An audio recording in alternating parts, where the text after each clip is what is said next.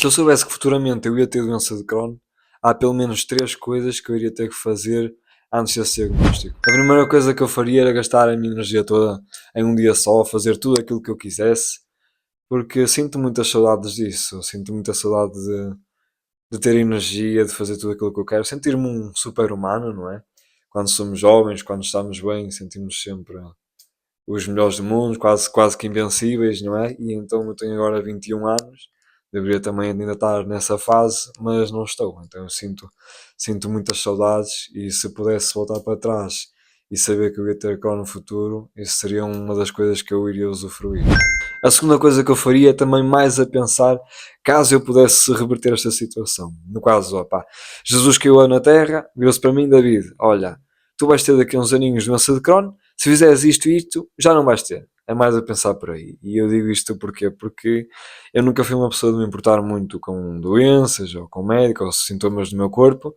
Então, se eu tivesse mal, eu nunca ia ao médico, ou não queria saber, não dava muita importância, não é?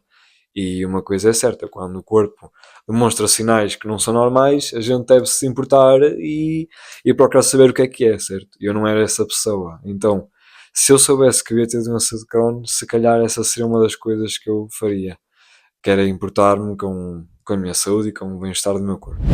A terceira coisa que eu faria, já é algo que eu me arrependo de não ter feito na altura, que era quando eu estava cheio de dores e andava com desmaios e tudo mais, eu não quis ir ao médico, eu prolonguei a minha dor e fui mesmo até às últimas, até poder ter sido algo muito pior.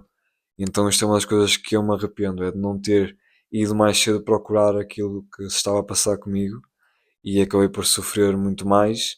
E não sei se isso acabou por agravar a minha situação, se piorou o meu quadro e pronto. Como é algo reversível, e eu penso muito que se eu tivesse ido mais cedo, se calhar a minha situação não seria pior do que aquela que é agora, entendem?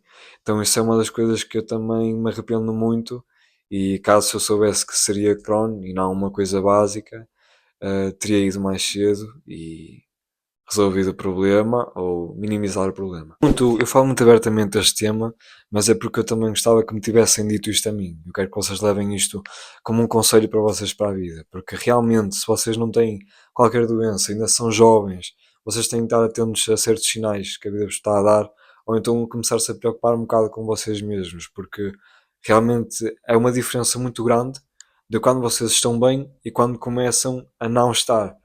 E eu sinto essa diferença, tenho apenas 21 anos e isso aconteceu comigo. Eu era um jovem